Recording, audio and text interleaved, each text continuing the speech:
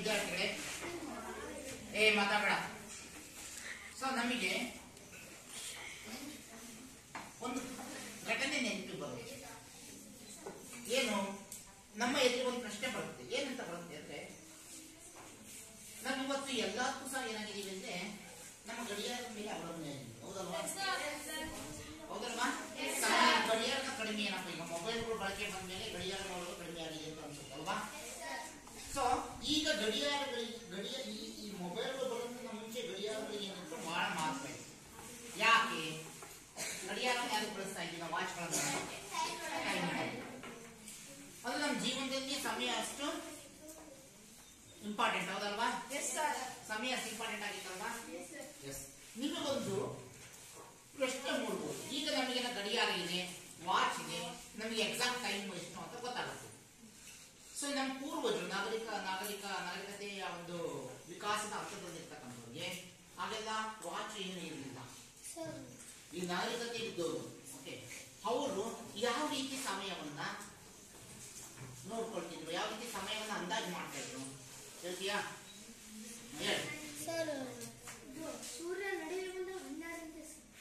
ಸೂರ್ಯ ನಡುವೆ ಬಂದಾಗ ಸೂರ್ಯ ಆಕಾಶದ ಮೇಲೆ ನೆತ್ತಿಯ ಮೇಲೆ ಬಂದಾಗ ಸೂರ್ಯನ ಕಿರಣಗಳು ನೆತ್ತಿಯ ಮೇಲೆ ಬಿದ್ದಾಗ ಅದು 12 ಗಂಟೆ ಅಂತ ಅವರು ತಿಳ್ಕೊಳ್ತಿದ್ರು. ಹೌದಲ್ವಾ? ಸೊ ಇದು ಏನು ಅವರ ತಪ್ಪು ಕಲ್ಪನೆ ಇತ್ತು ಅಂದ್ರೆ, ಅವ್ರ ತಪ್ಪು ಕಲ್ಪನೆ ಭೂಮಿ ಸೂರ್ಯನನ್ನ ಸುತ್ತುತ್ತೆ ಅಂತ ತಿಳ್ಕೊಂಡಿದ್ದಿಲ್ಲ. ಅವರು ಸೂರ್ಯನೇ ಭೂಮಿಯನ್ನ ಸುತ್ತುತ್ತೆ ಅಂತ ತಿಳ್ಕೊಂಡಿದ್ರು. ಸೂರ್ಯನೇ ಭೂಮಿಯನ್ನ ಸುತ್ತುತ್ತೆ. ಸೂರ್ಯ ಪೂರ್ವದಲ್ಲಿ ಉದಯಿಸಿ ಪಶ್ಚಿಮದಲ್ಲಿ ಮುಳುಗ್ತಾನೆ. ಎಲ್ಲಿ ನಾವೀಗ ಸಮುದ್ರ ತೀರದ ನಿಂತ್ಕೊಂಡಿದ್ದೀವಿ, ಹೌದಲ್ವಾ? ಸಮುದ್ರ ತೀರದ ನಿಂತ್ಕೊಂಡಾಗ ಸಮುದ್ರದ ತುತ್ತನ್ನು ನಮ್ಗೆ ಒಂದು ವ್ಯೂ ಪಾಯಿಂಟ್ ಅಂತ ಇದೆಯಲ್ಲ, view point end view point ಇದೆಯಲ್ಲ, ಎಂಡ್ ವ್ಯೂ ಪಾಯಿಂಟ್ಗೆ ಆ ಸಮುದ್ರ ಏನಾಗುತ್ತೆ, ಒಂದು ಸಮಾನಾಂತರ ರೇಖೆಯಾಗಿ ಕಾಣುತ್ತೆ. ಹೌದಲ್ವಾ? ಆ ಸಮಾನಾಂತರ ರೇಖೆಯೊಳಗೆ ಸೂರ್ಯ ಏನಾಗುತ್ತೆ, ಸಾಮಾನ್ಯ ನಾವೆಲ್ಲ ತುಂಬಾ ರೋಮಾಂಚನಕಾರಿಯಾಗಿರುತ್ತೆ. ಯಾವುದು ಸನ್ಸೆಟ್ ಅನ್ನು ನೋಡ್ಲಿಕ್ಕೆ ಹೋಗ್ತೀವಲ್ಲ, ಸನ್ಸೆಟ್ ನೋಡಕ್ ಹೋಗ್ತೀವಲ್ಲ, ಸಮುದ್ರದೊಳಗೆ ಸೂರ್ಯ ಹೋದಂಗೆ ಕಾಣುತ್ತೆ. ಆ ಸೂರ್ಯನ ಪ್ರತಿಬಿಂಬ ಆ ಒಂದು ಸಮುದ್ರದ ನೀರಿನ ಮೇಲೆ ಕೆಂಪು ಬಿದ್ದಿರುತ್ತೆ. ನೋಡಿದಾಗ ಸೂರ್ಯ ಏನಾಗುತ್ತೆ, ಸಮುದ್ರದ ಒಳಗೆ ಹೋದ ಅಂತ ಅನ್ಸುತ್ತೆ. ಆಗಿನ ಜನ ಏನಂದ್ಕೊಂಡಿದ್ರು ಅಂದ್ರೆ, ಮತ್ತೆ ಸೂರ್ಯ ಬರೋದು ಯಾವಾಗ? ಬೆಳಿಗ್ಗೆ. ಹೆಂಗ್ ಬರ್ತಾನೆ ಸೂರ್ಯ ಬೆಳಿಗ್ಗೆ ಅಂತಂದ್ರೆ, ಈ ಸಮುದ್ರದ ಮುಳುಗಿದನು, ಇದೊಂದು ದೋಣಿ ಇರುತ್ತೆ, ಆ ದೋಣಿ ಮುಖಾಂತರ ಮತ್ತೆ ಇಳಿಸ್ಕೊಂಡು ಮತ್ತೆ ಬರ್ತಾನೆ ಹಿಂಗೆ ಅಂತ ತಿಳ್ಕೊಂಡಿದ್ರು. ಅಂದ್ರೆ ಅವರಿಗೆ ಭೂಮಿ ದುಂಡಾಗಿದೆ ಅಂತಕ್ಕಂಥ ಪರಿಕಲ್ಪನೆ ಇರಲಿಲ್ಲ. ಅವರೇನೋ ಸೂರ್ಯ ನೆತ್ತಿ ಮೇಲೆ ಬಂದಾಗ ಮಧ್ಯಾಹ್ನ 12 ಗಂಟೆ ಅಂತಕ್ಕಂಥ ಪರಿಕಲ್ಪನೆಗಳು ಇದ್ವು. ಸೊ ಇದಕ್ಕೆ ಒಂದು ವೈಜ್ಞಾನಿಕ ದೃಷ್ಟಿಕೋನದಲ್ಲಿ ಸಮಯವನ್ನು ನಿರ್ಧಾರ ಮಾಡಲಿಕ್ಕೋಸ್ಕರ ಈ ರೀತಿಯ ಒಂದು ಸ್ಥಾನಿಕ ವೇಳೆ, ಯಾವುದು ಸ್ಥಾನಿಕ ವೇಳೆಯನ್ನ ನಿರ್ಧಾರ ಮಾಡಲಿಕ್ಕೆ ಪ್ರಾರಂಭ ಮಾಡಿದೆ. ಯಾವುದು ಸ್ಥಾನಿಕ ವೇಳೆ? ಏನಿದು ಸ್ಥಾನಿಕ ವೇಳೆ?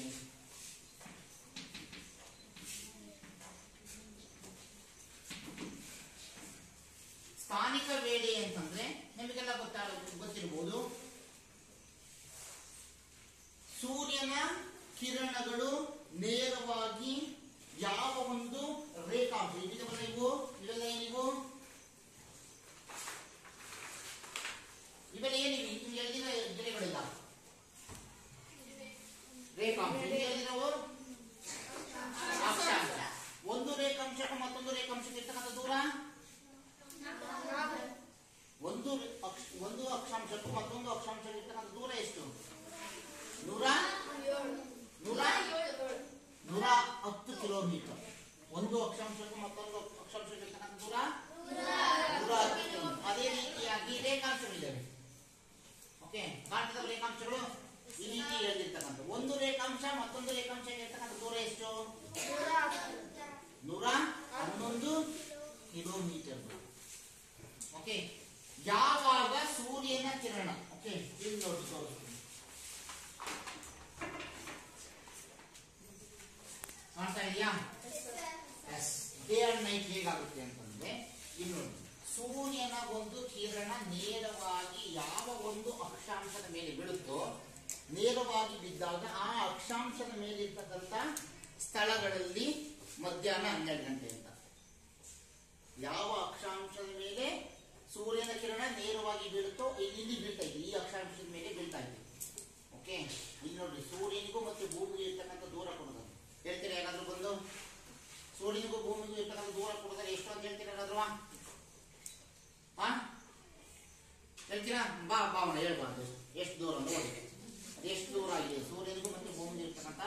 ದೂರ ಎಷ್ಟು?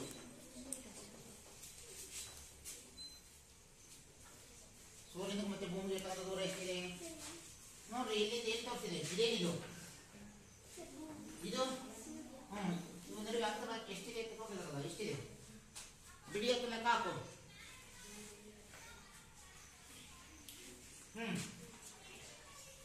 ಹೇಳು ಬಿಡಿ.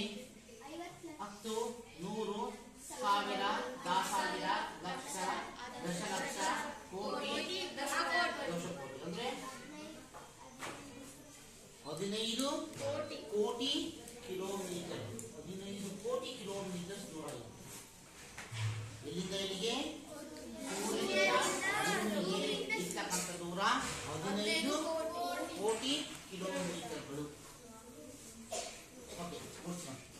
ಸೊ ಸೂರ್ಯನ ನೇರ ಕಿರಣಗಳು ಈ ರೇಖಾಂಶದ ಮೇಲೆ ಇದ್ದಾಗ ಈ ರೇಖಾಂಶದ ಮೇಲೆ ಯಾವೆಲ್ಲ ಪ್ರದೇಶಗಳು ಬರ್ತಾವೋ ಆ ಪ್ರದೇಶಗಳಲ್ಲಿ ಏನಾಗಿರುತ್ತೆ? ನೇರ ಕಿರಣ ಬಿದ್ದಾಗ ಮಧ್ಯಾಹ್ನ 12 ಗಂಟೆ. ಹೌದಲ್ವಾ? ಸೊ ಇದೇನಾಗ್ತಾ ಹೋಗುತ್ತೆ? ಭೂಮಿ ತನ್ನ ಕಕ್ಷದಲ್ಲಿ ಸುತ್ತುತ್ತಾ ಹೋಗುತ್ತೆ. ನೆಕ್ಸ್ಟ್ ಈ ಒಂದು ಅಕ್ಷಾಂಶದಿಂದ ರೇಖಾಂಶದಿಂದ ಮತ್ತೊಂದು ರೇಖಾಂಶಕ್ಕೆ ನಾವು ಹೋಗ್ಬೇಕು ಅಂದ್ರೆ ಎಷ್ಟು ಸಮಯ ಬೇಕು? ಒಂದು ಅಕ್ಷಾಂಶದಿಂದ ಮತ್ತೊಂದು ಅಕ್ಷಾಂಶಕ್ಕೆ ಭೂಮಿ ಎಷ್ಟು? 4 ನಿಮಿಷ. ಎಷ್ಟು ನಿಮಿಷ ಬೇಕು? 4 ನಿಮಿಷ. ಹೌದಲ್ವಾ? ಸೊ ಈ ಒಂದು ಅಕ್ಷಾಂಶದಿಂದ ಈ ಅಕ್ಷಾಂಶ ಇಲ್ಲಿ ಬರಕ್ಕೆ 4 ನಿಮಿಷ ಆಗುತ್ತೆ. ಆಗ ಈ ಅಕ್ಷಾಂಶದ ಮೇಲೆ ಇರ್ತಕ್ಕಂಥ ಪ್ರದೇಶಗಳಿಗೆ ಮಧ್ಯಾಹ್ನ 12. ಗೊತ್ತಾಗ್ತಲ್ಲ? ಈ ರೀತಿಯಾಗಿ ನಾವೇನ್ ಮಾಡ್ತಾ ಹೋಗ್ತೀವಿ? ಈ ಒಂದು ಭಾಗದಲ್ಲಿ ಬಿಸಿಲಿರುತ್ತೆ. ಇಲ್ಲಿ ಸಂಜೆ ಹೊತ್ತು, ಇಲ್ಲಿ ಬೆಳಗ್ಗೆ ಹೊತ್ತು, ಇಲ್ಲಿ ಮಧ್ಯಾಹ್ನ, ಇಲ್ಲಿ ಸಾಯಂಕಾಲ. ಓಕೆ, ಇಲ್ಲೇನಾಗಿರುತ್ತೆ? ಈ ಭಾಗಗಳಲ್ಲಿ ಕತ್ತಾಗಿರುತ್ತೆ. ಈ ಭಾಗಗಳಲ್ಲಿ ಏನಾಗಿರುತ್ತೆ? ಕತ್ತಾಗುತ್ತೆ. ಇದು ರೊಟೇಟ್ ಆದಲ್ಲಿ ಈ ಭಾಗ ನಿಧಾನಕ್ಕೆ ಈ ಕಡೆಗೆ ಬರುತ್ತೆ, ಈ ಭಾಗ ನಿಧಾನಕ್ಕೆ ಈ ಕಡೆ ಬರುತ್ತೆ. ಹೌದಲ್ವಾ? ಆಗ ಈ ಭಾಗ ಕತ್ತಾಗುತ್ತೆ, ಈ ಭಾಗ ಬೆಳಕಾಗುತ್ತೆ. ಇದು ದಕ್ಷಿಣ ಧ್ರುವ, ಇದು ಉತ್ತರ ಧ್ರುವ. ಈ ರೀತಿಯಾಗಿ ಹಗಲು ರಾತ್ರಿಗಳು ವ್ಯತ್ಯಾಸ ಆಗ್ತದೆ. ಈ ವ್ಯತ್ಯಾಸದಲ್ಲಿ ನಾವು ಸಮಯವನ್ನ ಹೇಳ್ತಾ ಹೋಗ್ತೀವಿ. ಯಾವ ರೀತಿ ಸಮಯವನ್ನು ಹೇಳ್ತೀವಿ? ಯಾವಾಗ ಸೂರ್ಯನ ನೇರ ಕಿರಣಗಳು ಯಾವ ಅಕ್ಷಾಂಶದ ಮೇಲೆ ಬೀಳುತ್ತವೋ ಆ ಅಕ್ಷಾಂಶದ ಮೇಲೆ ಇರ್ತಕ್ಕಂಥ ಪ್ರದೇಶಗಳಲ್ಲಿ ಮಧ್ಯಾಹ್ನ 12 ಗಂಟೆ. ಈ ರೀತಿಯ ನಾವು ಏನ್ ಮಾಡ್ತಾ ಒಂದು ಸ್ಥಾನಿಕ ಬೆಲೆ, ಆಯಾ ಸ್ಥಳಗಳ ಸ್ಥಾನಿಕ ಬೆಲೆಯನ್ನು ಏನ್ ಮಾಡ್ತಾ ನಿರ್ಧಾರ ಮಾಡ್ತಾ ಸಮಸ್ಯೆ ಸ್ಟಾರ್ಟ್ ಆಗಿದ್ದಿಲ್ಲಪ್ಪ ಅಂದ್ರೆ ಒಂದೇ ದೇಶದಲ್ಲಿ ಅನೇಕ ಅಕ್ಷಾಂಶಗಳು ಹೋಗಿರ್ತವೆ, ರೇಖಾಂಶಗಳು ಹೋಗಿರ್ತವೆ. ಒಂದೇ ದೇಶದಲ್ಲಿ ಅನೇಕ ರೇಖಾಂಶಗಳು ಹೋಗಿರ್ತವೆ. ಆಗ ಒಂದೇ ದೇಶದಲ್ಲಿ ಸಮಯದ ವ್ಯತ್ಯಾಸ ಆಗುತ್ತೆ. ಸಾಮಾನ್ಯವಾಗಿ ಒಂದು ದೇಶದಲ್ಲಿ ಫಾರ್ ಎಕ್ಸಾಂಪಲ್ ಇಲ್ಲಿ ನೋಡ್ತಾ ಯಾವುದು ನಮ್ಮ ಭಾರತ ಇದೆಯಲ್ಲಪ್ಪ. ಎಸ್, ಭಾರತದಲ್ಲಿ 75ರಿಂದ 90 ತನಕ 75 ಎಷ್ಟು? 65 68ರಿಂದ ಹೆಚ್ಚು ಕಡಿಮೆ 90 ತನಕ ಏನಾಗಿದ್ದೇವೆ ನಮ್ಮ ಭಾರತದ ರೇಖಾಂಶ ಇದೆ. ಎಷ್ಟು ಹೆಚ್ಚು ಕಡಿಮೆ? 65ರಿಂದ 90 ಅಂದ್ರೆ 70, 80, 90, 25-30 ರೇಖಾಂಶಗಳು ಆಗುತ್ತದೆ. ಹಾಗಾದ್ರೆ ಒಂದು ರೇಖಾಂಶದಿಂದ ಮತ್ತೊಂದು ರೇಖಾಂಶಕ್ಕೆ ಇರ್ತಕ್ಕಂಥ ಒಂದು ಸಮಯ ಎಷ್ಟು? 4 ನಿಮಿಷ ಆದ್ರೆ ಅಲ್ಲಿ ಎಷ್ಟು? ಒಂದು 30 ಅಂದ್ರೆ 4 12. ಓಕೆ, ಅಂದ್ರೆ 120 ನಿಮಿಷ. 120 ನಿಮಿಷ ಅಂದ್ರೆ ಎಷ್ಟು ಗಂಟೆ ವ್ಯತ್ಯಾಸ ಆಗುತ್ತೆ? 1 ಗಂಟೆಗೆ ಎಷ್ಟು ನಿಮಿಷ? 60 ನಿಮಿಷ. 2 ಗಂಟೆಗೆ 120 ನಿಮಿಷ. ಹಂಗಂದ್ರೆ ನಮ್ಮ ಪೂರ್ವದ ರಾಜ್ಯಗಳಲ್ಲಿ ಇರ್ತಕ್ಕಂಥ ಸಮಯಕ್ಕೂ ಈ ಪಶ್ಚಿಮದ ತುದಿಯಲ್ಲಿರ್ತಕ್ಕಂಥ ರಾಜ್ಯಗಳ ಸಮಯಕ್ಕೂ ಎಷ್ಟು ಗಂಟೆ ವ್ಯತ್ಯಾಸ ಆಗುತ್ತೆ? ಸಮಸ್ಯೆ ಏನಂತ ಹೇಳಿದ್ರೆ, ಈಗ ಒಂದು ಯಾವುದೋ ಒಂದು ಚಾನಲ್ನಲ್ಲಿ ಒಂದು ಟಿವಿಯಲ್ಲಿ ಒಂದು ಪ್ರೋಗ್ರಾಮ್ ಪ್ರಸಾರ ಆಗುತ್ತೆ ಅಂತ ತಿಳ್ಕೊಳ್ಳೋಣ. ಓಕೆ, ಸೊ ಅಲ್ಲಿ ಅನೌನ್ಸ್ ಮಾಡ್ತಾರೆ ಎಷ್ಟು ಗಂಟೆಗೆ ಪ್ರಸಾರ ಆಗುತ್ತೆ ಅಂತ. ಓಕೆ, ಎಷ್ಟು ಗಂಟೆಗೆ? ಮಧ್ಯಾಹ್ನ 2 ಗಂಟೆಗೆ. ಮಧ್ಯಾಹ್ನ 2 ಗಂಟೆಗೆ ಅಂತ ಇಲ್ಲಿಂದ ಅವರ ಸಮಯ ನೋಡ್ತಾರೆ ಇಲ್ಲಿರೋರು. ಓಕೆ, ದೆಹಲಿಯಿಂದ ಪ್ರಸಾರ ಮಾಡ್ತಾರೆ. ದೆಹಲಿಯಿಂದ ಇಲ್ಲೂ 1 ಗಂಟೆ ವ್ಯತ್ಯಾಸ ಇದೆ. ಇದು 1 ಗಂಟೆ ಹಿಂದಿದೆ, ಇದು 1 ಗಂಟೆ ಮುಂದಿದೆ. ಇದು ಪೂರ್ವದ ತುದಿ. ಪಶ್ಚಿಮದ ತುದಿ 1 ಗಂಟೆ ಹಿಂದಿದೆ. ಈಗ ದೆಹಲಿಯಿಂದ ಅವರ ರೇಖಾಂಶವನ್ನು ಆಧಾರವಾಗಿಟ್ಕೊಂಡು, ಅವರ ಸ್ಥಾನಿಕ ವೇಳೆಯನ್ನು ಆಧಾರವಾಗಿಟ್ಕೊಂಡು ನಾವಿವತ್ತು ಇದು ಒಂದು ಸುಗಮ ಸಂಗೀತ ಕಾರ್ಯಕ್ರಮ ಇದೆ, ಖ್ಯಾತ ಗಾಯಕರಿಂದ ಅಂತ ಹೇಳ್ತಾರೆ. ಎಷ್ಟು ಗಂಟೆಗೆ? ಮಧ್ಯಾಹ್ನ 1 ಗಂಟೆಗೆ ಅಂತ ಹೇಳ್ತಾರೆ. ಸೊ ಮಧ್ಯಾಹ್ನ 1 ಗಂಟೆಗೆ ಅಂತ ಇಲ್ಲಿ ಇರೋರು ಏನಾದ್ರು ಮಧ್ಯಾಹ್ನ 1 ಗಂಟೆಗೆ ಅಂತ ತಿಳ್ಕೊಂಡವರು ಟಿವಿ ಆನ್ ಮಾಡಕ್ ಹೋದ್ರೆ ಏನಾಗಿರುತ್ತೆ? 1 ಗಂಟೆ ಮುಂಚೆ ಹಾಗಾಗಿ 1 ಗಂಟೆ ಸ್ಟಾರ್ಟ್ 1 ಗಂಟೆಗೆ ಇವರು ಟಿವಿಯನ್ನ ಹೇಳಿದ್ರೆ ಅಂತ ಆನ್ ಮಾಡಕ್ ಹೋದ್ರೆ ಏನಾಗಿರುತ್ತೆ, ಮುಗ್ದೋಗಿರ್ತಲ್ವಾ? ಎಸ್, 1 ಗಂಟೆಗೆ ಅಂತಂದ್ರೆ ಇವರಿಗೆ 1 ಗಂಟೆ ಮುಂಚೆ ರೀಚ್ ಆಗುತ್ತೆ. ಅದು 1 ಗಂಟೆ ಇಲ್ಲಿ 1 ಗಂಟೆ ಹೇಳಿರ್ತಾರೆ, ಇಲ್ಲಿಗಡೆ ಏನಾಗಿರುತ್ತೆ, ಇಲ್ಲದೆ ಏನಾಗಿರುತ್ತೆ 2 ಗಂಟೆ ಆಗಿರುತ್ತೆ. ಹೌದಲ್ಲ? ಇಲ್ಲಿ 1 ಗಂಟೆ ಇದ್ದಿಲ್ಲ, ಇರುತ್ತೆ ಇಲ್ಲಿ 2 ಗಂಟೆ ಆಗಿರುತ್ತೆ. ಅವ್ರು ಹಾಕಿದ್ರೆ ಅದು ಮುಗಿದಿರುತ್ತೆ. ಇಲ್ಲಿಗೆ ಇಲ್ಲಿ ಹೋದ್ರೆ ಇಲ್ಲಿ ಏನಾಗಿರುತ್ತೆ, 12 ಗಂಟೆ ಆಗುತ್ತೆ. 1 ಗಂಟೆ ಇದ್ದಾಗ ಏನಾಗಿರುತ್ತೆ 12 ಗಂಟೆ. ಅವ್ರು ಹಾಕಿದ್ರೆ ಏನಾಗಿರುತ್ತೆ, ಪ್ರೋಗ್ರಾಮ್ ಸ್ಟಾರ್ಟ್ ಲೈವ್ ಪ್ರೋಗ್ರಾಮ್ ಆಗುವ ಸ್ಥಾನಿಕ ವೇಳೆಯನ್ನು ಆಧಾರವಾಗಿ ಇಟ್ಕೊಂಡು ಆ ರೇಖಾಂಶದಲ್ಲಿ ಸೂರ್ಯನ ಕಿರಣ ನೇರವಾಗಿ ಬೀಳೋದನ್ನು ಆಧಾರವಾಗಿ ಇಟ್ಕೊಂಡು ನಾವು ಈ ರೀತಿ ಸಮಯಗಳನ್ನು ನಿಗದಿ ಮಾಡಿದ್ರೆ ಈ ಸಮಸ್ಯೆಗಳು ಸೃಷ್ಟಿಯಾಗುತ್ತೆ. ಅದಕ್ಕೋಸ್ಕರ ಒಂದೇ ದೇಶದಲ್ಲಿ ಬೇರೆ ಬೇರೆ ರೀತಿಯ ಸಮಯಗಳು ನಿಗದಿ ಆಗ್ತವೆ ಅಂತ ಹೇಳಿದ್ರು. ಸ್ಥಾನಿಕ ವೇಳೆಯನ್ನು ಬಿಡಿ ನಾವೇನ್ ಮಾಡಿದ್ವಿ, ಪ್ರಮಾಣ ವೇಳೆಯನ್ನು ಆಧಾರವಾಗಿ ಇಟ್ಕೊಂಡು ಪ್ರಾರಂಭ ಮಾಡಿದ್ವಿ. ಯಾವ್ದನ್ನ, ಇಡೀ ದೇಶಕ್ಕೆ ಒಂದೇ ರೀತಿಯ ಸಮಯ ಇರಬೇಕು, ಒಂದೇ ದೇಶದಲ್ಲಿ ಬೇರೆ ಬೇರೆ ರೀತಿಯ ಸಮಯ ಇರಬಾರ್ದು, ಒಂದೇ ರೀತಿಯ ಸಮಯ ಇರಬೇಕು ಅಂತ ಯಾವ್ದನ್ನ ಪ್ರಮಾಣ ವೇಳೆ. ಪ್ರಮಾಣ ವೇಳೆಯಿಂದ ಏನು ಪ್ರಮಾಣ ವೇಳೆ ಅಂತಂದ್ರೆ, ಒಂದು ದೇಶದಲ್ಲಿ ಒಂದೇ ಸಮಯ ಇರಬೇಕು, ವ್ಯತ್ಯಾಸ ಇರಬಾರ್ದು. ಹಾಗಾಗಿ ಏನ್ ಮಾಡಿದ್ವಿ, ಯಾವ ಒಂದು ದೇಶದಲ್ಲಿ ಆ ದೇಶದ ಮಧ್ಯಭಾಗದಲ್ಲಿ ಹಾದು ಹೋಗ್ತಕ್ಕಂಥ ರೇಖಾಂಶವನ್ನು ಆಧಾರವಾಗಿಟ್ಕೊಂಡಿದ್ವಿ. ಆ ದೇಶದ ಮಧ್ಯಭಾಗದಲ್ಲಿ ಹಾದು ಹೋಗ್ತಕ್ಕಂಥ ರೇಖಾಂಶವನ್ನ ಆಧಾರವಾಗಿಟ್ಕೊಂಡು ಆ ರೀತಿಯಾಗಿ ನಮ್ಮ ಭಾರತದ ಉತ್ತರ ಪ್ರದೇಶದ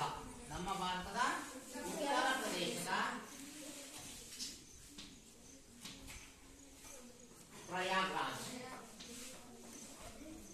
ಆ ಉತ್ತರ ಪ್ರದೇಶದ ಪ್ರಯಾಗ್ರಾಜ್ ಅಂತಕ್ಕಂಥ ಒಂದು ನಗರ, ಆ ಒಂದು ಮಧ್ಯ ರೇಖಾಂಶ ಭಾರತದ ಮಧ್ಯ ಹಾದು ಹೋಗ್ತಕ್ಕಂಥ ಮಧ್ಯ ರೇಖಾಂಶ ಇದೆಯಲ್ಲ, ಈ ಒಂದು ಮಧ್ಯ ರೇಖಾಂಶ ಯಾವ ಒಂದು ಪ್ರಮುಖ ನಗರದ ಮುಖಾಂತರ ಹಾದು ಹೋಗುತ್ತೆ, ಯಾವ ಒಂದು ಪ್ರಮುಖ ನಗರದ ಮುಖಾಂತರ ಹಾದು ಹೋಗುತ್ತೆ, ಉತ್ತರ ಪ್ರದೇಶದ ಪ್ರಯಾಗ್ರಾಜ್ ನಗರದ ಮುಖಾಂತರ ಏನಾಗುತ್ತೆ ಹಾದು ಹೋಗುತ್ತೆ.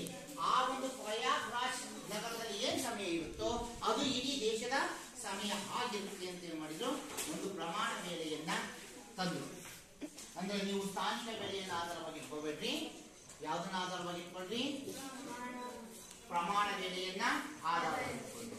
ಹಾಗಾದ್ರೆ ನಮ್ಮ ಭಾರತವನ್ನ 2 ಸಮಭಾಗಗಳಾಗಿ ವಿಂಗಡಿಸ್ತಕ್ಕಂಥ, ಪೂರ್ವ ಪಶ್ಚಿಮವಾಗಿ ಸಮಭಾಗಗಳಾಗಿ ವಿಂಗಡಿಸ್ತಕ್ಕಂಥ ರೇಖಾಂಶ ಯಾವುದು? ಯಾವುದು? 82.5 ಡಿಗ್ರಿ ಪೂರ್ವ ರೇಖಾಂಶ ಕಂಡುಹಿಡಿದ್ರೆ ಯಾರಾದ್ರೂ ತೋರಿಸ್ತೀರಾ? 82.5 ಡಿಗ್ರಿ ಪೂರ್ವ ರೇಖಾಂಶ ಎಲ್ಲಿದೆ ಅಂತಂದು 82.5 ಡಿಗ್ರಿ ಪೂರ್ವ ರೇಖಾಂಶ ತೋರಿಸ್ತೀರಾ? ಪೂರ್ವ ರೇಖಾಂಶ 82.5 ಡಿಗ್ರಿ ತೋರಿಸ್ತಾ ಇದೆ ಹೇಗೆ? ಓಕೆ, ನೀವು ಕಂಡುಹಿಡಿಬೇಕು 82 ಡಿಗ್ರಿ ಪೂರ್ವ ರೇಖಾಂಶ ಅಂತ. 82 ಡಿಗ್ರಿ ತೋರಿಸಕ್ಕಾಗುತ್ತೆ ಇಲ್ಲಿ. ಇದರಲ್ಲಿ ಇರ್ತಕ್ಕಂಥ ಖಂಡಗಳು ತೋರಿಸ್ಬೋದಪ್ಪ. ಈ ಒಂದು ವಿಶ್ವ ಭೂಪಟದಲ್ಲಿ ಖಂಡಗಳು ಎಷ್ಟಿದೆ ತೋರಿಸ್ಬೋದು. ಅದರಲ್ಲಿ ನಮ್ಮ ಭಾರತ ಯಾವ ಖಂಡದಲ್ಲಿದೆ ಅಂತ ತೋರಿಸ್ತೀವಿ. ಓಕೆ, ಅದರಲ್ಲಿ ನಮ್ಮ ದೇಶ ಎಲ್ಲಿದೆ ತೋರಿಸ್ಬೇಕು. ಯಾರು ತೋರಿಸ್ತೀರಿ? ಬಾಯ್ಸ್ ಅಲ್ಲಿ ಯಾರು ತೋರಿಸ್ತೀರಾ? ಗರ್ಲ್ಸ್ ಅಲ್ಲಿ ಎಸ್ ಈಗ ತೋರಿಸ್ತಾರೆ. ಈಗ ಖಂಡಗಳು ಇದು ಉತ್ತರ ಅಮೆರಿಕ ಖಂಡ. ಯಾವುದು? ಉತ್ತರ ಅಮೆರಿಕ ಖಂಡ. ದಕ್ಷಿಣ ಅಮೆರಿಕ ಖಂಡ. ಯುರೋಪ್ ಖಂಡ. ಉತ್ತರ ನೋಡಿ ಯಾವ ಖಂಡ ಅದು? ಆಸ್ಟ್ರೇಲಿಯಾ ಖಂಡ. ಯಾವುದು? ಆಸ್ಟ್ರೇಲಿಯಾ ಅಲ್ಲ, ಇದು ಆಫ್ರಿಕಾ ಖಂಡ. ಯಾವ ಖಂಡ? ಆಫ್ರಿಕಾ ಖಂಡ. ಏಷ್ಯಾ ಖಂಡ. ಓಕೆ, ಸೊ ಅಷ್ಟೇ. ಅದು ಹಿಂಭಾಗದಲ್ಲಿ ಬರ್ತಕ್ಕಂಥ ಉಳಿದ ಖಂಡಗಳು ಹಿಂಭಾಗದಲ್ಲಿ ಬರ್ತವೆ. ಓಕೆ, ಸೊ ಇಲ್ಲಿ ಭಾರತ ಎಲ್ಲಿದೆ? ಭಾರತ ಅಲ್ಲಿದೆ. ಈಗ ಭಾರತದ ಮಧ್ಯಭಾಗದಲ್ಲಿ ಹಾದು ಹೋಗ್ತಕ್ಕಂಥ ರೇಖಾಂಶ ಯಾವುದು ಹೇಳಿದೆ? ಯಾವ್ದು ರೇಖಾಂಶ ಅಂತ ಯಾವ್ದು ಹೇಳೋದು? 82.5 ಡಿಗ್ರಿ ಪೂರ್ವ ರೇಖಾಂಶ ಎಲ್ಲಿ ಬರುತ್ತೆ? ಎಲ್ಲಿದೆ ಅದು? ಎಸ್ ಇಷ್ಟದು ಅದು 90 ಇದೆ. ಓಕೆ 90 80 ಮಧ್ಯೆ ಅಲ್ವಾ? 90 ಸರಿ 70 75 ಇದೆಯಾ? ಅಲ್ಲಿಂದ ಅಲ್ಲಿಂದ ಬರೋದು ಕರೆಕ್ಟ್ ಆಗಿರುತ್ತಾ? ಇದು 90 ಮಾತಾಡ್ಬೇಡ್ರಿ. 90ರಿಂದ ಹಿಂದೆಷ್ಟಿದೆ? ಈ ತರ ಈ ಭಾಗದಲ್ಲಿ ಬರುತ್ತೆ. ಇಲ್ಲಿ ಬರುತ್ತಲ್ಲ ಉತ್ತರ ಪ್ರದೇಶದ ಪ್ರಯಾಗ್ರಾಜ್. ಉತ್ತರ ಪ್ರದೇಶದ ಪ್ರಯಾಗ್ರಾಜ್ ಎಲ್ಲಿ ಬರುತ್ತೆ? ಇಲ್ಲಿ ಬರುತ್ತೆ. Okay good. Yes listen. ಉತ್ತರ ಪ್ರದೇಶದ ಪ್ರಯಾಗ್ರಾಜ್ ಬರ್ತಕ್ಕಂಥದ್ದು ಇಲ್ಲಿ. ಈ ಒಂದು ನಗರದ ಮುಖಾಂತರ ಹಾದು ಹೋಗ್ತಕ್ಕಂಥ ರೇಖೆಯಲ್ಲಿ ಆ ಒಂದು ನಗರದಲ್ಲಿ ಏನ್ ಸಮಯ ಇರುತ್ತೋ ಅದು ಇಡೀ ದೇಶದ ಸಮಯ ಆಗಿರುತ್ತೆ. ಓಕೆ ಸೊ ಅದನ್ನ ಇಂಡಿಯನ್ ಸ್ಟ್ಯಾಂಡರ್ಡ್ ಟೈಮ್ ಅಂತ ಕರಿತೀವಿ. ಇದನ್ನ ಏನಂತ ಕರಿತೀವಿ? IST ಅಂತ ಕರಿತೀವಿ. IST ಅಂದ್ರೆ ಇಂಡಿಯನ್ ಸ್ಟ್ಯಾಂಡರ್ಡ್ ಟೈಮ್.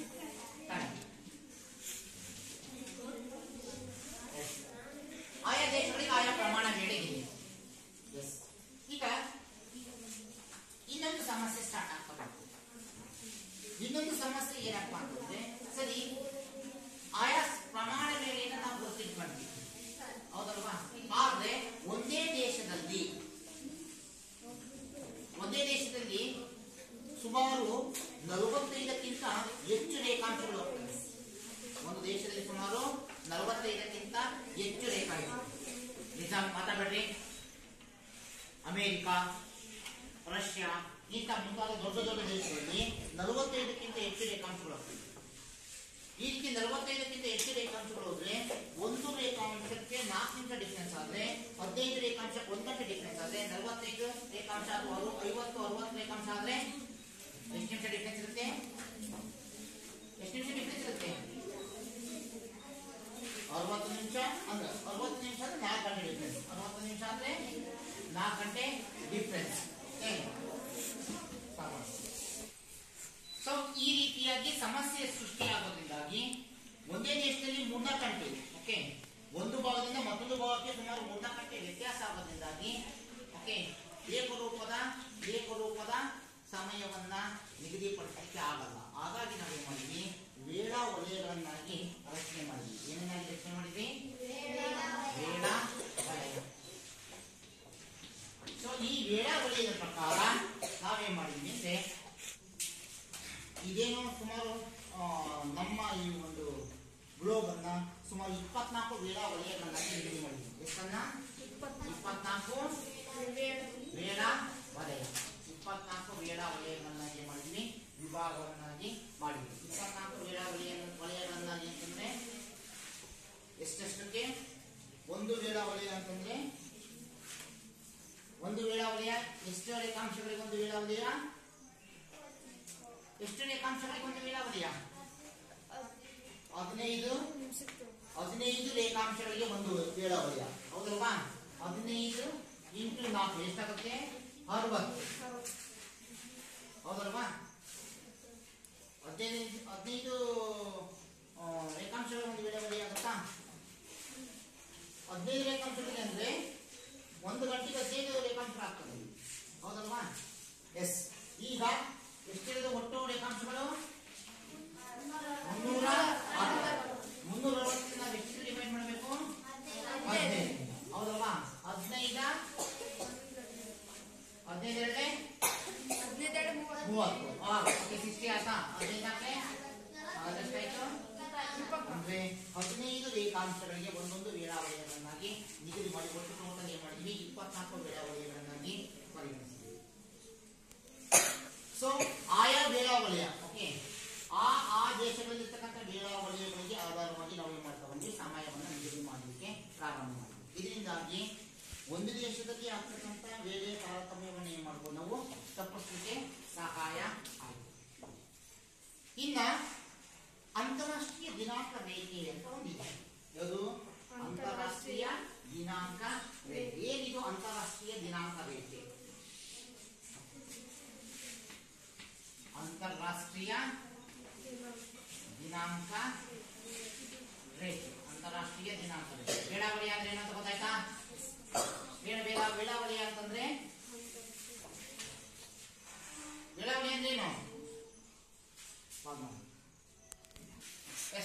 ವಲಯ.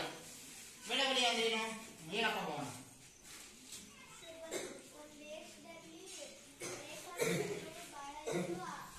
ಬಹಳ ಎಷ್ಟು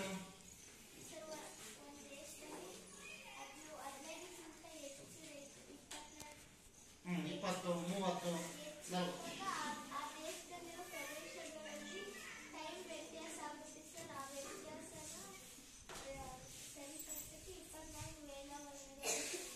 ವೆರಿ ಗುಡ್. ಸೊ ಗುರ್ತು ಈಗ ಒಂದು ಅಮೆರಿಕ ದೊಡ್ಡ ದೇಶಪ್ಪ.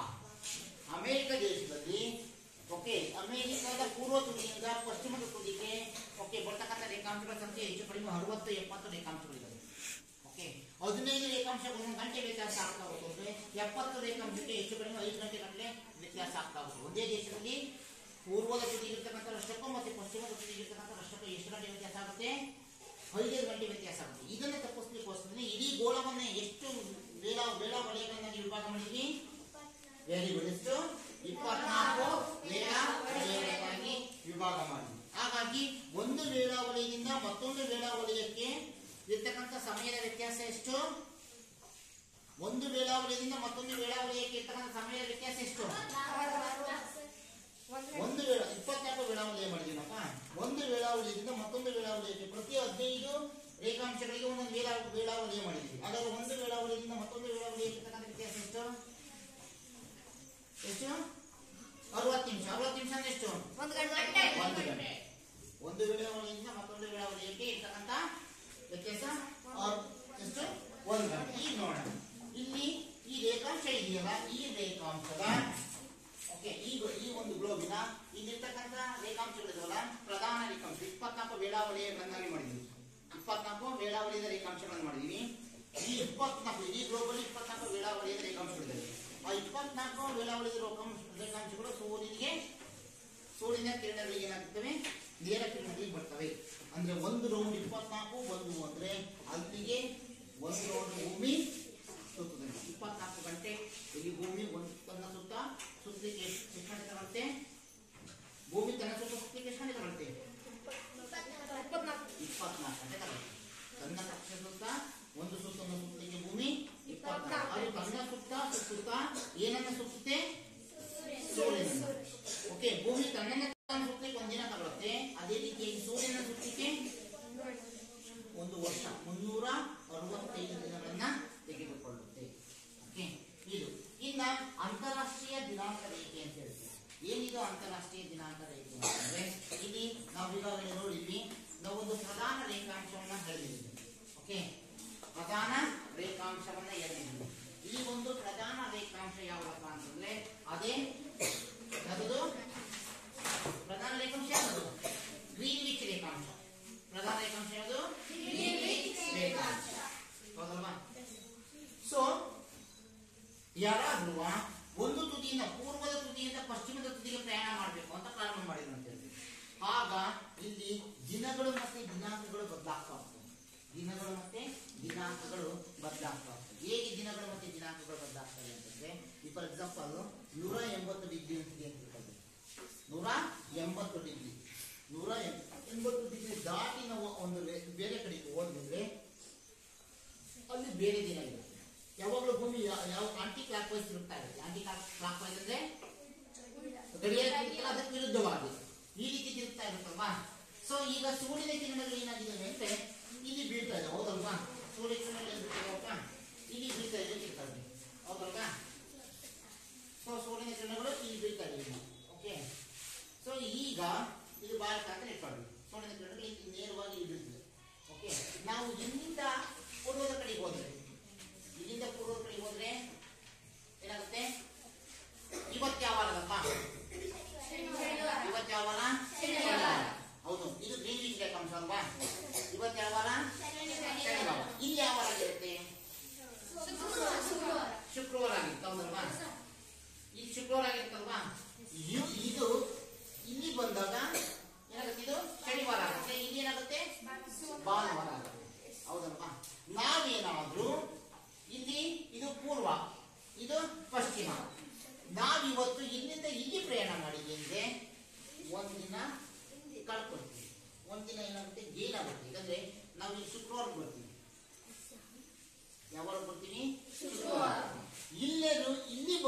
ಅಂದ್ರೆ ಒಂದಿನ ಜಾಸ್ತಿ ಕಳ್ಕೊಳ್ತಾನೆ ಅವರಿಂದ. ಶುಕ್ರವಾರ ಕಳ್ಕೊಂಡ್ರೆ ಈಗ ಬಂದ್ರು ಅಂದ್ರೆ ಏನಾಗುತ್ತೆ ಶನಿವಾರ. ಮತ್ತೆ ಈ ರೀತಿ ವ್ಯತ್ಯಾಸ ಆಗ್ತಕ್ಕಂಥ ನೋಡ್ತಾ ಹೋಗ್ತೀವಿ. ಓಕೆ, ಈ ರೀತಿ ವ್ಯತ್ಯಾಸ ಆಗ್ತಕ್ಕಂಥದ್ದನ್ನ ನಾವು ಆ ಗ್ರೀನ್ ವಿಚ್ ಮುಖಾಂತರ ಮಾಡಿದರೆ ಆ ಗ್ರೀನ್ ವಿಚ್ ರೇಖಾಂಶ ಆರು ಹೋಗುತ್ತಲ್ಲ. ಫಾರ್ ಎಕ್ಸಾಂಪಲ್ ನೋಡ್ರಿ, ಗ್ರೀನ್ ವಿಚ್ ರೇಖಾಂಶ ಈಗ ಯಾವುದೋ ಒಂದು ದೇಶದಲ್ಲಿ ಮಧ್ಯಭಾಗದಲ್ಲಿ ಆಗೋದಿದೆ. ಗ್ರೀನ್ ವಿಚ್ ರೇಖಾಂಶ ಮಧ್ಯಭಾಗದಲ್ಲಿ ಆಗೋದಿದೆ, ಹೌದಲ್ವಾ? ಆ ಗ್ರೀನ್ ವಿಚ್ ರೇಖಾಂಶದ ಮಧ್ಯಭಾಗದಲ್ಲಿ ಈಗ ಭಾರತದ ಮಧ್ಯಭಾಗದಲ್ಲಿ ಹೋಗಿದೆ ಅಂತ ಇರ್ತಾರೆ. ಭಾರತದ ಮಧ್ಯಭಾಗದಲ್ಲಿ ಹೋದ್ರೆ ಅರ್ಧ ಭಾಗ ಶನಿವಾರ, ಅರ್ಧ ಭಾಗ ಶುಕ್ರವಾರ. ಈ ಸಮಸ್ಯೆಯನ್ನ ಹೋಗಲಾಡಿಸಲಿಕ್ಕೋಸ್ಕರ ಒಂದು ಅಂತಾರಾಷ್ಟ್ರೀಯ ದಿನಾಂಕ ರೇಖೆಯನ್ನ ನಿಗದಿಪಡಿಸಿದರೆ. ಒಂದಾಯ್ತಾ? ಅಂತಾರಾಷ್ಟ್ರೀಯ ದಿನಾಂಕ ರೇಖೆ ನಿಗದಿಪಡಿಸಿದರೆ 180 ಡಿಗ್ರಿ ದಾಟಿ ನಾವು ಹೋದ್ವಿ ಅಂದ್ರೆ ಇಲ್ಲಿಂದ ಇಲ್ಲಿ 180 ಡಿಗ್ರಿ ಮತ್ತೆ ಇಲ್ಲಿ ಪೂರ್ತಿ ಅರ್ಧ ಗೋಳ 180 ಡಿಗ್ರಿ, ಅದನ್ನು ದಾಟ್ಕೊಂಡ್ವಿ ಅಂದ್ರೆ ಇದು 180 ಡಿಗ್ರಿ, ಹೌದಲ್ವಾ? ಸೊ ಆ ಗ್ರೀನ್ ವಿಚ್ ರೇಖಾಂಶದಿಂದ ಮುಂದಕ್ಕೆ ಹೋದ್ರೆ ಪೂರ್ವದ ಕಡೆ ಹೋಗ್ತಾ ಹೋದ್ರೆ, ಓಕೆ, ಈ ಕಡೆಯಿಂದ ನಾವು ಹಿಂಗ್ ಹೋಗ್ತಾ ಹೋದ್ರೆ ಒಂದಿನ ಆಗ್ತಾ ಹೋಗ್ತೀವಿ. ಓಕೆ, ಈ ಕಡೆ ಈ ಕಡೆ ಬಂದ್ರೆ ಒಂದು ಮುಂದೆ ಕೊಡ್ತಾ ಹೋಗ್ತೀವಿ. ನಾವೇನಾದ್ರು ಪಶ್ಚಿಮದ ಕಡೆಗೆ ಹೋದ್ರೆ, ಪೂರ್ವದಿಂದ ಪಶ್ಚಿಮದ ಕಡೆಗೆ ಹೋದ್ರೆ ಒಂದು ದಿನ ಕಳ್ಕೊಂಡ ಒಂದು ಜಾಸ್ತಿ ಸಿಗುತ್ತೆ ನಮಗೆ. ಯಾಕಂದ್ರೆ ಈ ಶನಿವಾರ ಇಲ್ಲಿ ಶುಕ್ರವಾರ, ಇಲ್ಲಿ ಹೋದ್ರೆ ಶುಕ್ರವಾರ, ನೆಕ್ಸ್ಟ್ ಮಂತ್ ಶನಿವಾರ ಬರ್ತೀವಿ ನಾವು ಇಲ್ಲಿದ್ವಿ. ಈಗಲೇ ಶನಿವಾರ ಇರ್ತೀವಿ, ಇಲ್ಲಿ ಹಿಂಗ್ ಹೋದ್ವಿ ಅಂದ್ರೆ ಶುಕ್ರವಾರಕ್ಕೆ ಹೋಗ್ತೀವಿ, ಒಂದಿನ ಸಿಗುತ್ತೆ, ಒಂದಿನ ಸಿಗುತ್ತೆ. ಇಲ್ಲಿದ್ದರು ಇವತ್ತು ಶನಿವಾರ ಏನಪ್ಪ ಇವತ್ತು ಅವ್ರೇನಯ್ಯ ಇಲ್ಲಿ ಬಂದ್ರು, ಇಲ್ಲಿದ್ದರು ಇವತ್ತೇ ಪ್ರಯಾಣ ಮಾಡಿ ಇಲ್ಲಿ ಬಂದ್ರು ಇವತ್ತು ಅಂದ್ರೆ ಇಲ್ಲಿ ಶನಿವಾರ ಇದ್ರೆ ಇಲ್ಲೇನಾಗಿರುತ್ತೆ ಭಾನುವಾರ. ಅರ್ಥ ಆಯ್ತಲ್ಲ? ಒಂದು ದಿನ ಏನ್ ಮಾಡ್ತಾರೆ ಕಳ್ಕೊಳ್ತಾರೆ, ಯಾವ ವಾರ ಕಳ್ಕೊತಾರೆ? ಶನಿವಾರ. ಸೊ ಇಲ್ಲಿ ಈ ರೀತಿಯ ಗ್ರೀನ್ ರೇಖಾಂಶ ಏನಾದ್ರೂ ಮಧ್ಯಭಾಗದಲ್ಲಿ ಅದರ ದೇಶದ ಮಧ್ಯಭಾಗದಲ್ಲಿ ಆಗೋಗಿದೆ, ಬಹಳಷ್ಟು ದೇಶಗಳ ಮಧ್ಯಭಾಗದಲ್ಲಿ ಆಗೋಗಿದೆ. ಓಕೆ, ಆ ರೀತಿ ಮಧ್ಯಭಾಗದಲ್ಲಿ ಆ ಗ್ರೀನ್ ರೇಖಾಂಶ ಆಗಿ ಹೋದಾಗ ಅದು ಸುತ್ತು ಇದೆ, ಗ್ರೀನ್ ರೇಖಾಂಶ ಸುತ್ತು ಇದೆ ರೋಡ್ನ. ಓಕೆ, ಅದು ಒಂದು ದೇಶವನ್ನು ಎರಡು ಭಾಗಗಳು ಮಾಡಿದಾಗ ನಾವು ಒಂದು ಅರ್ಧ ಭಾಗ ಒಂದು ವಾರ ಆಗಿದ್ರೆ ಇನ್ನರ್ಧ ಭಾಗ ಅದ್ರ ಹಿಂದಿನ ದಿನ ಆಗಿರುತ್ತೆ. ಅದು ತಪ್ಪಿಸ್ಲಿಕ್ಕೋಸ್ಕರನೇ ಅಂತಾರಾಷ್ಟ್ರೀಯ ದಿನಾಂಕ ರೇಖೆಯನ್ನು ಎಳೆಯಲಾಗಿದೆ. ಎಲ್ಲಿ ಎಳೆಯಲಾಗಿದೆ ಅಂದ್ರೆ ಅದು ಯಾವ ದೇಶವನ್ನು ಸಹ ತಾಗಬಾರದು, ಯಾವ ದೇಶವನ್ನು ಸಹ ತಾಗದ ರೀತಿಯಲ್ಲಿ ಸಮುದ್ರದ ಮೇಲೆ ಅಂಕುಡೊಂಕಾಗಿ ಎಳೆಯಲಾಗಿದೆ. ಸ್ಟ್ರೈಟ್ ಹೇಳಿದ್ರೆ ಎಲ್ಲ ದೇಶವನ್ನು ತಾಗುತ್ತೆ. ಹಾಗಾಗಿ ಯಾವ ದೇಶವನ್ನು ತಾಗದ ರೀತಿಯಲ್ಲಿ ಆ ಒಂದು ಅಂತಾರಾಷ್ಟ್ರೀಯ ದಿನಾಂಕ ರೇಖೆಯನ್ನ ಅಂಕುಡೊಂಕಾಗಿ ಎಳೆಯಲಾಗಿದೆ. ಅದನ್ನು ಇಲ್ಲಿ ಅಂತಾರಾಷ್ಟ್ರೀಯ ದಿನಾಂಕ ರೇಖೆ ಅಂತ ಕರೀತಾರೆ. ಇಲ್ಲಿ ಅದು ರೆಡ್ ಕಲರ್ ಇದೆ, ಅಂಕುಡೊಂಕಾಗಿದೆ. ಓಕೆ, ಸಾಮಾನ್ಯ ನಿಮಗೆ ಕಾಣಲ್ಲ ಅಷ್ಟೇ ಸೂಕ್ಷ್ಮವಾಗಿದೆ. ನಾನು ತೋರಿಸ್ತಾ ಹೋಗ್ತೀನಿ ನೋಡ್ರಿ. ಇದೇ ಅಂತಾರಾಷ್ಟ್ರೀಯ ದಿನಾಂಕ ರೇಖೆ 180 ಮಧ್ಯರಾತ್ರಿ ಅಂತ ಕೊಡೋದ ನೋಡ್ರಿ. ಇಲ್ಲಿ ಮಧ್ಯರಾತ್ರಿ ಆದ್ರೆ ಇದ್ರ ಮುಂದಿರ್ತಕ್ಕಂಥದ್ದು ಹಗಲು. ಇಲ್ಲಿ ತೋರಿಸ್ತಾ ಇದೆ, ಟೈಮ್ ಕೊಡೋದು ಎಷ್ಟು ಗಂಟೆ? ಮಧ್ಯರಾತ್ರಿ 12 ಗಂಟೆ ಆಗುತ್ತೆ. ಮಧ್ಯರಾತ್ರಿ 12 ಗಂಟೆ ಆದ್ರೆ ಇಲ್ಲಿ ಏನಾಗಿರುತ್ತೆ? ಬೆಳಿಗ್ಗೆ 2 ಗಂಟೆ ಆಗಿರುತ್ತೆ. ಓಕೆ, ಇಲ್ಲಿ ಏನಾಗಿರುತ್ತೆ? ಹಿಂದಿಂದು ಓಕೆ 10 ಗಂಟೆ, ಇಲ್ಲಿ 10 ಗಂಟೆ, 12 ಗಂಟೆ, ಇಲ್ಲಿ 2 ಗಂಟೆ. ಎಷ್ಟು ಗಂಟೆ ವ್ಯತ್ಯಾಸ ಇದೆ? ಇದಕ್ಕೂ 24 ಬೆಳವಣಿಗೆ ಅಂತ ಹೇಳಿದ್ರೆ ಇವೆ. ಓಕೆ, 1 2 3 4 5 6 7 8 9 10 11 12 13 14 15 16 17 18 19 20 21 22 23 24 24 ಬೆಳವಣಿಗೆ. ಯಾಕೆ ಸರ್ ಇಲ್ಲಿ ಜಾಸ್ತಿ ಆಗಿದೆ ಅಂತಂದ್ರೆ ಇಲ್ಲಿಂದ ಒಂದು ದೇಶದಲ್ಲಿ ಎರಡೆರಡು ರೇಖಾವಳಿಗಳು ಬಂದಾಗ ಒಂದು ಕನ್ಸಿಡರ್ ಮಾಡಿದ್ದೀವಿ. ಇಲ್ಲಿ ನೋಡ್ರಿ, ಇಲ್ಲಿಂದ ಒಂದೊಂದಕ್ಕೆ ಒಂದು ದಿವಸ ಓಕೆ, ಇಲ್ಲಿಂದ ಎಷ್ಟು? 150 180 ಡಿಫ್ರೆನ್ಸ್ ಎಷ್ಟು? 150 ಡಿಫ್ರೆನ್ಸ್ ಎಷ್ಟು? 30 ಅಲ್ವಾ? 30 ಅಂದ್ರೆ ಎಷ್ಟು ಗಂಟೆ ವ್ಯತ್ಯಾಸ ಆಗಬೇಕು? 30 ರೇಖಾಂಶಗಳು ಎಷ್ಟು ಗಂಟೆ ವ್ಯತ್ಯಾಸ ಆಗಬೇಕು? 30 ರೇಖಾಂಶಗಳಿವೆ ಅಂದ್ರೆ ಎಷ್ಟು ಗಂಟೆ ವ್ಯತ್ಯಾಸ ಆಗಬೇಕು? ಎಷ್ಟು ಗಂಟೆಗೆ 1 ಗಂಟೆ ವ್ಯತ್ಯಾಸ? ಎಷ್ಟು ರೇಖಾಂಶಗಳಿಗೆ 1 ಗಂಟೆ ವ್ಯತ್ಯಾಸ ಆಗುತ್ತೆ? 15 ರೇಖಾಂಶಗಳಿಗೆ 1 ಗಂಟೆ ವ್ಯತ್ಯಾಸ ಆಗುತ್ತಲ್ಲ. ಹಾಗಾದ್ರೆ 30 ರೇಖಾಂಶಗಳಿಗೆ 2 ಗಂಟೆ. ಈಗ ಒಂದು ಗುರುತಿಸ್ಬಿಡಿ, ನೀವೇ ಟೈಮ್ ಹೇಳ್ಬೇಕು. ಯಾರು ಹೇಳ್ತೀನಿ? ಅದು ಕಾಣ್ತಾ ಇದೆ, ಟೈಮ್ ಯಾರು ಹೇಳ್ತೀನಿ? ಬದಲಾವಣೆ ಇದರ ಮೇಲೆ ಬಾ, ಹೇಳು ಬಾ. ಮಧ್ಯರಾತ್ರಿ 12 ಗಂಟೆ 180 ಡಿಗ್ರಿ. ಇದು ಸಮುದ್ರದ ಮೇಲೆ ಅಂಕುಡೊಂಕು ಆದ ರಾಷ್ಟ್ರೀಯ ಇದೇ 180 180 ಡಿಗ್ರಿ. ಈ 180 ಡಿಗ್ರಿ ಮೇಲೆ ಯಾವ ದೇಶವನ್ನು ತಾಗದ ರೀತಿಯಲ್ಲಿ ಸಮುದ್ರದ ಮೇಲೆ ಅಂಕು ಡೊಂಕಾಗಿ ಮಾಡಿದ್ರೆ ಸ್ಟ್ರೈಟ್ ಆಗಿ ಅಲ್ಲಿಲ್ಲ, ಅಂಕು ಡೊಂಕಾಗಿ ರೆಡ್ ಇಂಕ್ ಅಲ್ಲಿ ಹೇಳ್ತಾರೆ ನೋಡಿ. ಈ ರೀತಿ ಬಂದಿದೆಯಲ್ಲ, ಇದನ್ನು ನಾವು ಅಂತಾರಾಷ್ಟ್ರೀಯ ದಿನಾಂಕ ರೇಖೆ, ತಾರೀಖು ರೇಖೆ ಅಥವಾ ದಿನಾಂಕ ರೇಖೆ ಅಂತ ಕರೀತೀವಿ. ಈಗ 180 ಡಿಗ್ರಿಯಲ್ಲಿ ಎಷ್ಟು ಗಂಟೆ ಸಮಯ ಅಂದ್ರೆ ಮಧ್ಯರಾತ್ರಿ 12 ಗಂಟೆ ಅಂತಿದೆ ಅಂತ ಕರೀತೀವಿ. ಮಧ್ಯರಾತ್ರಿ ಎಷ್ಟು ಗಂಟೆ? 12 ಗಂಟೆ ಅಂದ್ರೆ ಇದು ಹಿಂದಿಂದು 12 ಮಧ್ಯರಾತ್ರಿ 12 ಗಂಟೆ ಇದು ಹಿಂದಿನ ದಿನ ಆಗಿರುತ್ತೆ. ಇದ್ರ ನಂತರದ್ದು ಮುಂದಿನ ದಿನ. ಇಲ್ಲಿದ್ದವರು ಓಕೆ, ಇಲ್ಲಿದ್ದವರು ಏನಂದ್ರೆ ಇಲ್ಲಿದ್ದವರು ಇವತ್ತು ಇಲ್ಲಿಗೆ ಹೋದ್ರು ಅಂದ್ರೆ ಈ ದಿನ ಕಳ್ಕೊಂತಾರ ಅವರು. ಇಲ್ಲಿ ಶನಿವಾರ ಇದ್ರೆ ಈ ದಿನ ಇರುತ್ತೆ ಭಾನುವಾರ. ಇಲ್ಲಿದ್ದವರು ಇಲ್ಲಿ ಬಂದ್ರು ಅಂದ್ರೆ ಭಾನುವಾರ ಇದ್ದವರು ಶನಿವಾರ ಒಂದಿನ ಜಾಸ್ತಿ ಸಿಗುತ್ತೆ ಗೊತ್ತಾ. ಪೂರ್ವದಿಂದ ಪಶ್ಚಿಮಕ್ಕೆ ಬಂದ್ರೆ ಒಂದಿನ ಜಾಸ್ತಿ ಸಿಗುತ್ತೆ, ಪಶ್ಚಿಮದಿಂದ ಪೂರ್ವಕ್ಕೆ ಬಂದ್ರೆ ಕಡಿಮೆ ಆಗುತ್ತೆ. ಓಕೆ, ಸೊ ಇದನ್ನೇ ನಾವು ಅಂತಾರಾಷ್ಟ್ರೀಯ ದಿನಾಂಕ ರೇಖೆ ಎಂದು ಕರೆಯುತ್ತೇವೆ. ಅರ್ಥ ಆಯ್ತಲ್ಲ? ಅರ್ಥ ಆಯ್ತಲ್ಲ?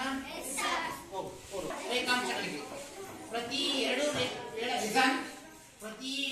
ಎರಡು ವೇಳಾವಳಿಗಳಿಗೆ ಪ್ರತಿ ಒಂದೊಂದು ವೇಳಾವಳಿಗೆ ಒಂದೊಂದು ಗಂಟೆ ಅಂತ. ಇಲ್ಲಿ 12 ವೇಳಾವಳಿಗೆ 2 ಗಂಟೆ ವ್ಯತ್ಯಾಸ ಆಗಿದೆ. ಇಲ್ಲಿ ಮಧ್ಯರಾತ್ರಿ 12 ಗಂಟೆ ಆದ್ರೆ ಇಲ್ಲಿ ಬೆಳಗ್ಗೆ ಹಗಲು 2 ಗಂಟೆ, ಹಗಲು ಏನಾಗಿದೆ 2 ಗಂಟೆ ಆಗಿದೆ. ಓಕೆ, ಸೊ ಅದೇ ರೀತಿಯಾಗಿ ಹಗಲು 2 ಗಂಟೆ ಅಂದ್ರೆ ನೀವು ಮಧ್ಯಾಹ್ನ ಹಗಲೇ ಅಲ್ಲ, 2 ಗಂಟೆ ಮಧ್ಯರಾತ್ರಿ ರಾತ್ರಿ ಇರುತ್ತೆ ಅದು ಹಗಲು ಟೈಮ್ ಚಾರ್ಜ್. ಮಧ್ಯರಾತ್ರಿ 12 ಗಂಟೆಯಿಂದ ಮತ್ತೆ ಮಧ್ಯರಾತ್ರಿ 12 ಗಂಟೆ 24 ಗಂಟೆ ಆಗಲ್ಲ. ಓಕೆ, ಹಗಲದು ಬೆಳಿಗ್ಗೆ 2 ಗಂಟೆ ಅಂದ್ರೇನು ಹಗಲದು. ಓಕೆ, ಇಲ್ಲಿ ಏನಾಗಿರುತ್ತೆ ರಾತ್ರಿ 10 ಗಂಟೆ, ಇಲ್ಲಿ 8 ಗಂಟೆ, ಇಲ್ಲಿ 6 ಗಂಟೆ, ಇಲ್ಲಿ 4, ಇಲ್ಲಿ 2, ಇಲ್ಲಿ 2 12, ಇಲ್ಲಿ 10, ಇಲ್ಲಿ 8, ಇಲ್ಲಿ 8, ಇಲ್ಲೇನು 6. ಓಕೆ, ಇಲ್ಲೆಷ್ಟಪ್ಪ ಮಧ್ಯರಾತ್ರಿ ಇದು ನೆಕ್ಸ್ಟ್ ದಿನ ಆಗ್ತದೆ, ಇದು ನೆಕ್ಸ್ಟ್ ದಿನ ಆಗ್ತದೆ, ಇದು ಹಿಂದಿನ ದಿನ ಆಗ್ತದೆ. ಓಕೆ, ಸೊ ಈಗ 12 ಗಂಟೆ ಪಾಸ್ ಆಯ್ತು, ಮಧ್ಯಾಹ್ನ 12 ಗಂಟೆ. ಓಕೆ, ಈ ಮಧ್ಯಾಹ್ನ 12 ಗಂಟೆಯಿಂದ ಈ ಮಧ್ಯರಾತ್ರಿ, ಇಲ್ಲಿ ಮಧ್ಯರಾತ್ರಿ 12 ಗಂಟೆ, ಇಲ್ಲಿ ಮಧ್ಯರಾತ್ರಿ 12 ಗಂಟೆ. ಇಲ್ಲಿ ಗುರುವಾರ, ಇಲ್ಲಿಂದ ಇದ್ದಾಗೆ ಗುರುವಾರ, ಇಲ್ಲಿ ಹೇಳಿದ್ರು ಅಂತಾರಾಷ್ಟ್ರೀಯ ದಿನಾಂಕ ರೇಖೆ, 2 ಅಂತಾರಾಷ್ಟ್ರೀಯ ದಿನಾಂಕ ರೇಖೆ. ಇಲ್ಲಿಂದ ಇಲ್ಲಿವರೆಗೆ ಒಂದು ದಿನ, ಇದು ಒಂದು ದಿನ ಆಗಿದೆ. ಇದು ಇಲ್ಲಿ ಅಂತಾರಾಷ್ಟ್ರೀಯ ದಿನಾಂಕ ರೇಖೆ ಇಲ್ಲಿ ಹೇಳಿದ್ದಾರೆ ನೋಡಿ, ಮಧ್ಯರಾತ್ರಿ 12 ಗಂಟೆ, ಇಲ್ಲೂ ಮಧ್ಯರಾತ್ರಿ 12 ಗಂಟೆ. ಇದರ ಹಿಂಭಾಗದಿದೆಯಲ್ಲ ಗ್ಲೋಬ್, ಆ ಹಿಂಭಾಗದಲ್ಲಿ ಏನಾಗಿರುತ್ತೆ ಈ ಭಾಗ ಇದೆಯಲ್ಲ ಡಿಸೈನ್, ಇದು ಅಂತಾರಾಷ್ಟ್ರೀಯ ದಿನಾಂಕ ರೇಖೆ ಹೇಳ್ತಿರ್ತಕ್ಕಂಥದ್ದು. ಈ ಭಾಗ ಒಂದು ದಿನ, ಈ ಭಾಗ ಏನಾಗಿರುತ್ತೆ ಒಂದು ದಿನ ಆಗಿರುತ್ತೆ. ನಾವು ಪೂರ್ವದಿಂದ ಪಶ್ಚಿಮಕ್ಕೆ ಬಂದ್ರೆ ಒಂದು ದಿನ ಜಾಸ್ತಿ ಸಿಗುತ್ತೆ, ಪಶ್ಚಿಮದಿಂದ ಪೂರ್ವಕ್ಕೆ ಬಂದ್ರೆ ಒಂದು ಕಳ್ಕೊಂಡ್ರೆ. ಇಲ್ಲಿ ಭಾನುವಾರ ಐತೆ, ಇಲ್ಲಿ ಶನಿವಾರ ಐತಿ ಅಂದ್ರೆ ಇಲ್ಲಿ ಭಾನುವಾರ ಐತಿ, ಇಲ್ಲಿ ಶನಿವಾರ ಐತಿ ಅಂದ್ರೆ ನಾವು ಇಲ್ಲಿಂದ ಇಲ್ಲಿ ಪ್ರಯಾಣ ಮಾಡಿದ್ವಿ ಅಂದ್ರೆ ಶನಿವಾರ ಒಂದು ದಿನ ಸಿಗುತ್ತೆ. ಇಲ್ಲಿದ್ದವರು ಅವತ್ತೇ ಅಲ್ಲಿಗೆ ಹೋಗ್ತಾರೆ ಅಂದ್ರೆ ಮುಂದಿನ ದಿನ ಅಂತಾರಾಷ್ಟ್ರೀಯ ರೇಖೆ ದಾಟಿದ್ರು ಅಂದ್ರೆ ಅವ್ರೇನಾದ್ರು ಮುಂದಿನ ದಿನಕ್ಕೆ ಗೊತ್ತಾಯ್ತಲ್ಲ. ಇದನ್ನೇ ಅಂತಾರಾಷ್ಟ್ರೀಯ ದಿನಾಂಕ ರೇಖೆ ಎಂದು ಕರೆಯುತ್ತೇವೆ. ಸೊ ಪ್ರಶ್ನೆಗಳು, ಸ್ಥಾನಿಕ ವೇಳೆಗೂ ಮತ್ತು ಪ್ರಮಾಣ ವೇಳೆಗೂ ಇರುವ ವ್ಯತ್ಯಾಸವನ್ನ ತಿಳಿಸಿ. ಸ್ಥಾನಿಕ ವೇಳೆಗೂ ಮತ್ತೆ ಪ್ರಮಾಣ ವೇಳೆಗೂ ವ್ಯತ್ಯಾಸವನ್ನ ತಿಳಿಸಿ.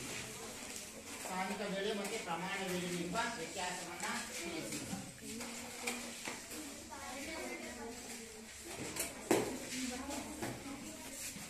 ಸ್ಥಾನಿಕ ವೇಳೆ ಮತ್ತು ಪ್ರಮಾಣ ವೇಳೆಗೂ ಇರುವ ವ್ಯತ್ಯಾಸ ತಿಳಿಸಿ. ಇರುವ ವ್ಯತ್ಯಾಸ ತಿಳಿಸಿ. ಪ್ರಮಾಣ ವೇಳೆಗೂ ವ್ಯತ್ಯಾಸ ತಿಳಿಸಿ. ಎರಡನೇದು ವೇಳಾ ವಲಯಗಳೆಂದರೇನು? ವೇಳಾ ವಲಯಗಳೆಂದರೇನು? ವೇಳಾ ವಲಯಗಳೆಂದರೇನು? ಅವುಗಳನ್ನು ಏಕೆ ರಚಿಸಲಾಗಿದೆ? ಅವುಗಳನ್ನು ಏಕೆ ರಚಿಸಲಾಗಿದೆ?